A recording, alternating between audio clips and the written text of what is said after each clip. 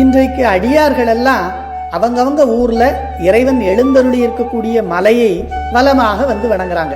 ஆனா முதல்ல இந்த மலை சுற்றும் பழக்கம் திருவண்ணாமலையில தான் துவங்குச்சு. இதை அருணகிரிநாதர், கற்பனை களஞ்சியம் சிவபிரகாச சுவாமிகளுடைய பாடல்கள்ல நாம பார்த்து தெரிஞ்சுக்கிறோம்.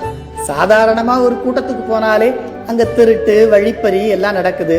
தீப திருவிழாவுக்கு பல லட்சம் பேர் வந்து சுத்துறாங்க. பௌர்ணமிக்கு லட்சக்கணக்கான பேர் சுத்துறாங்க. ஏன் தினமுமே இரவும் பகலும் ஆயிரக்கணக்கான பேர் சுத்திக்கிட்டே தான் இருக்காங்கன்னா இங்கேயும் ஒரு வழிப்பறி நடக்கத்தான் செய்யுது. அது என்னன்னா, தன்னை சுற்றும் பக்தர்களுடைய பாவங்களை எல்லாம் அவங்களுக்கு தெரியாமலே வழியிலே ஒருத்தர் தட்டி பறிச்சுக்கிறாராம். அவர் வேற யாரும் இல்லைங்க, குருவாக வந்து நமக்கு உண்மை ஞானத்தை உணர்த்தி நம்முடைய வினையெல்லாம் போக்கி முக்தி கொடுக்கிற அண்ணாமலையார் தான். தொண்டர் வலமாக சூடும் மலை, சூடும் அவர் பண்டை வினையெல்லாம் பறிக்கும் மலை, அண்டம் உருவுமலை, எந்தை குரு ஓம் நமச்சிவாயர் மருவுமலை அண்ணாமலை. குரு நமச்சிவாயர் அருளி செய்த அண்ணாமலை வெண்பா.